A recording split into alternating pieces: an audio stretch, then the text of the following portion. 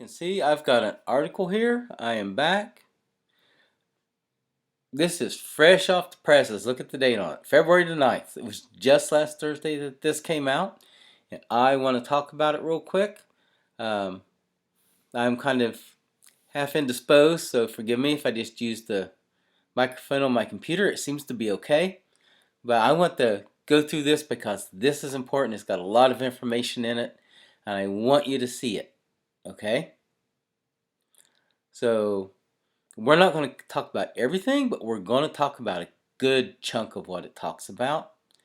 And as you can see, what it says is the enduring gender divide in American dating and relationships. The enduring gender divide. So let's take a look at the data and see where this is going. So I'm going to scroll down. Let's see.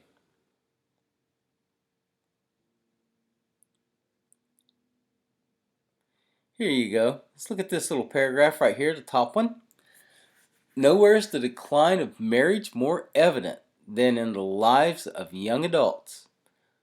Overall, more than 1 in 3 Americans have never been married. Only 25% of younger adults are currently married, and that's a decline of over 59%, or of over 50%. Because in 1978, if you look, 59% of young adults under 34 were married. So it's dropped by 34%. That's over half. So it's going to talk about the pandemic. It's going to talk about how more women are single after the pandemic, which is not a surprise. I think that did have some effect. But this is interesting. This little tidbit right here. Young women report less interest in dating. Interested in dating? 52% of men, over half. Young women? 36%. Not even 40%. That's a good size gap. That's over 25% difference. Not only that, but look at the last one, casually dating. For women, that's 19%, but for men, believe it or not, that's only 13%. That's just huge. These are huge differences. So now this paragraph talks about how not being able to find someone who measures up. Not being able to find someone who measures up. I wonder who they're talking about. I wonder who they're talking about. I mean, there are plenty of simp men out there. There's way more men interested in dating and marriage than women. We saw that. We just saw that. So I wonder who they're talking about. Not being able to find someone who measures up. 6-pack, 6 figures, right? You've heard it all. So check this out. College-educated women report greatest difficulty in finding someone who meets their expectations. Among women who are high school or less, only 28% have this problem. But look at women who are college educated. 45%. That's almost half. That's why the report, 45% of women will be single and childless by 2030. That's why that report was released right here. That's a 17% increase. That's well over 50% more. College-educated women have trouble finding what they consider a quality man than high school or less. Let that sink in.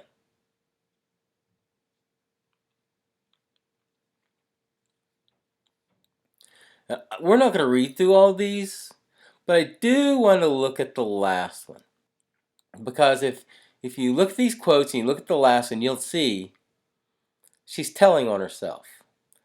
I think men are still looking for a type of woman that doesn't really exist anymore.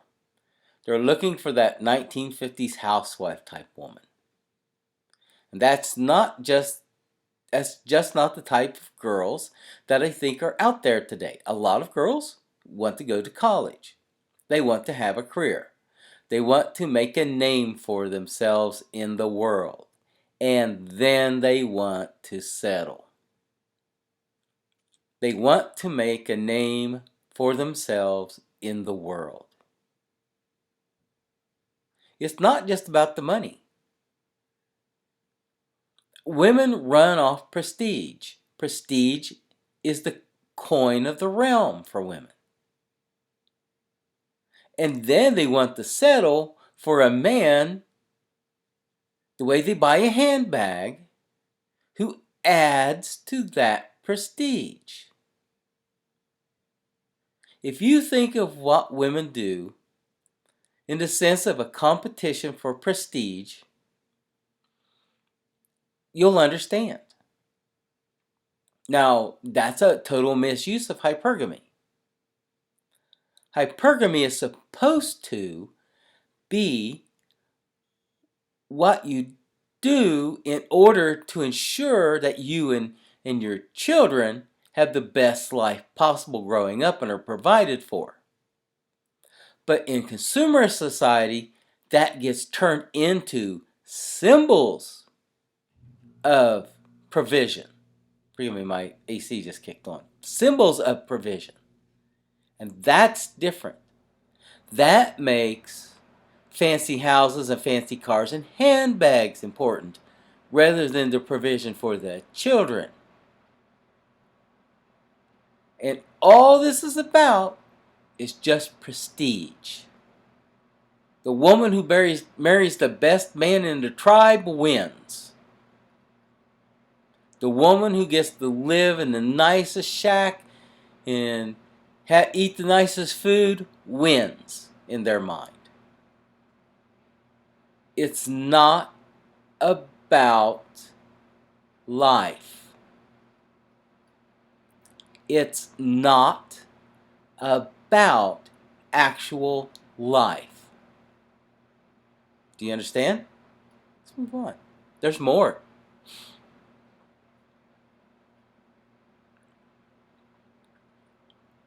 This is telling. This is kind of telling. All these reasons why you would be less likely to date someone. And some of these are good. Smoke cigarettes? Yeah, I quit. I quit in 2001. I understand. Is unemployed? Yep, I get it. Live in another state? Yeah, I get it. But then look what's fourth. At 52%. At over half is a Trump supporter. And how much of that 52% do you think are women? What? 98? 99%? Lives with their parents. The only good one on here in this top half is does not believe in God. Almost 50% would be less likely to date you if you don't believe in God. But it's 49% for those who don't trust vaccines. It's 43% for those who have children. Now, the only other good one on here is a feminist, 42%. But look at this. It's very religious.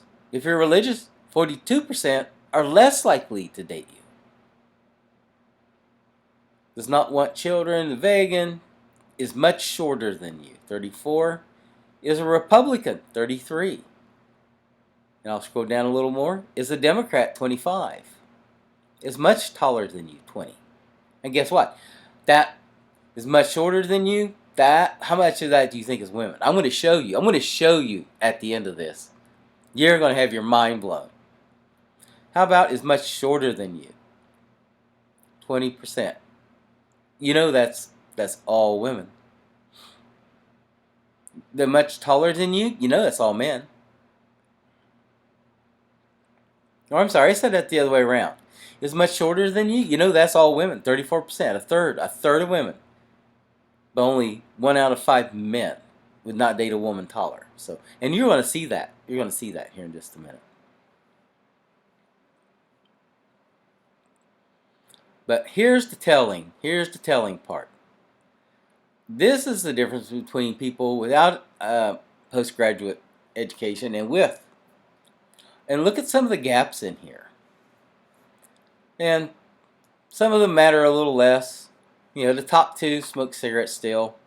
If you look, the college graduate, high school or less, it's pretty frowned on by everybody. Lives in another state, yeah, most people are not all that interested. Does not trust vaccine, or lives in another state, is unemployed. Those are all fairly similar numbers. Does not trust vaccines. Look at that. 33% of those without postgraduate education, but 67% of those with it is a Trump supporter. That's only 41% of all women, women without postgraduate, but 65% of women with. Those with their parents, yeah, it's a gap, but has children, that's another preference, but it's not that strong. It's very religious. Only 32%, less than 1/3 of those without postgraduate education doesn't want to date someone who's very religious, but 52% of college graduates. And how many of that do you think are women? Did not go to college. Look at that gap. Only 10% of those without college would not date you for that, but 49% of 48%? I think it's 49% of those. Yeah, it's 49. Sorry. Does not want children. There's a little gap there. Does not believe in God. 45 for college educated. 49 for non-college educated. Is a vegan. Not much difference there. Is Republican. 25% to 43%. That's a big gap. That's over 50% increase. It's much shorter than you. 31, 38. College just amplifies some of these bad ideas. Is a feminist. More lower class people without college degrees would not date a feminist than people with college degrees. With the Democrats, about the same, much taller than you, about the same, doesn't make much difference there. But do you see the trend? Do you see the trend?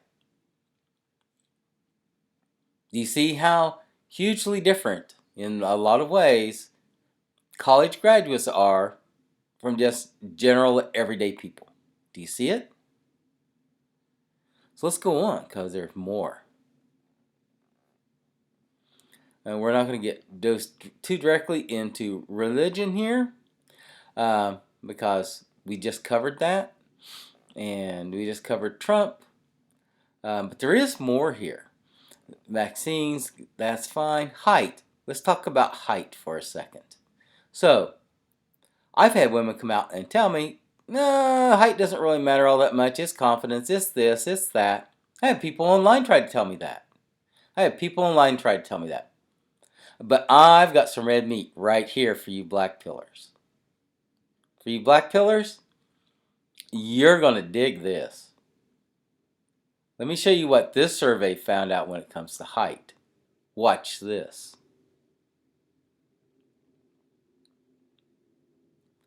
Height matters more to women than it does to men.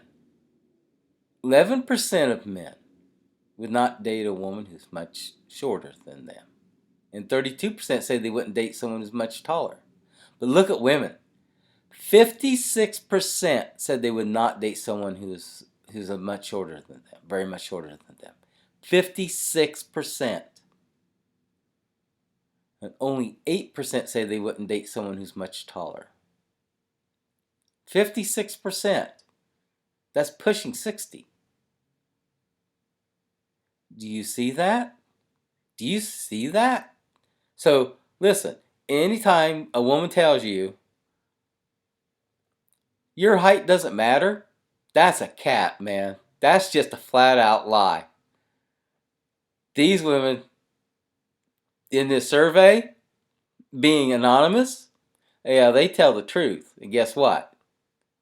That's a cap, man. That's garbage. Don't even listen. That's absolutely not true.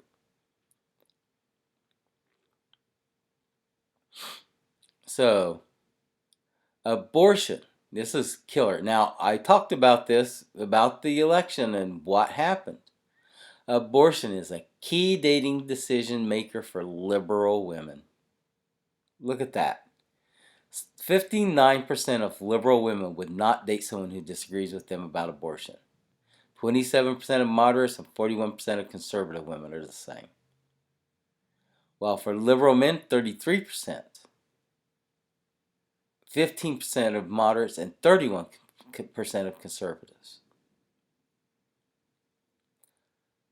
That is massive. That is massive. That's what happened in the last election. That's massive.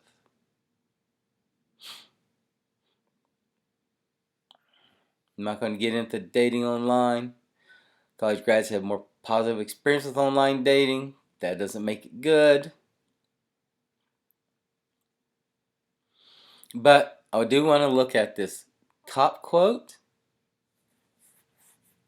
because it's important and it's just exactly, come on, what we talk about in the red pill community. This is it. This is exactly what it is. And these people are telling you. Now they'll fight with you tooth and nail in public.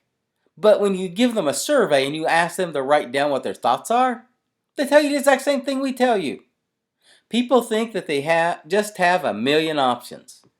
Do I even need to read the rest of that? It's like wanting to watch a show on Netflix and you can't pick anything, so you look at it for an hour and then you wind up not watching anything. Anytime a person, man or woman, has limitless options all the time, there's a perception, and most of the time it's a false perception, that who they're with now isn't good enough. Ta-da! There's your female mindset. There's your female mindset. There's no reason to argue about it. There's no reason to get upset about it. There's your female mindset right there. I think it's easier to churn and burn, so to speak. I just think it's easier to advance very quickly and just kind of move on to the next person very easily compared to trying to make things work out. Who would that be? And a young woman said that the illusion of endless choices discouraged people from settling down in the first place. Everything we tell you, everything that's going on, you can see it. They're telling you. These people, we don't know who they are, so they tell the truth.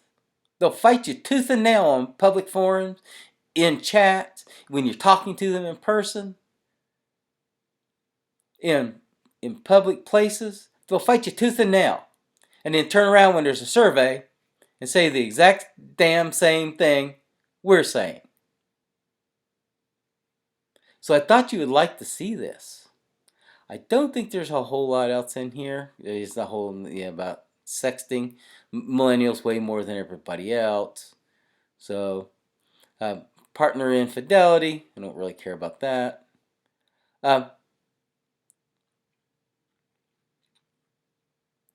But I do want to cover one more part down here. I ain't worried about that. Not too worried about that. Let's see. There was. Yeah, here we go. Check this out. Democrat women report the lowest levels of relationship satisfaction. So I want to look at this. So if you look, this number is completely satisfied, where it's red, and then yellow is very satisfied. So let's combine these numbers and let's read through this. So for Republican men, that number of being satisfied completely or very satisfied is 83%. For Democrat men, that number is 76%. For Republican women, that number is 79%. You see the trend? But for Democrat women, that number is only 60%. 79 to 60%. That 19% gap. That's almost 25% less. 79 to 60. That's 19 points. That's almost 25% less. And all this thing women's talk about of marry your best friend, marry your best friend, marry your best friend, right? That's that little romantic thing. Oh, look here. For men, being close friends with your partner or spouse before getting married is associated with higher levels of relationship satisfaction. Close to half, 46% of men who were close friends with their partner or spouse before they started dating say they are completely satisfied with their current relationship, compared to 37% of men who did not know their partner before getting together. This pattern is not evident among women, 40% versus 38%. It's still a factor, and it's still a fairly decent factor, but it's just a factor. It does not make that big of a difference. It's a moderate influence at best. But there you have it. If you got anything out of this, like, subscribe, ring the bell, and I will be back soon enough.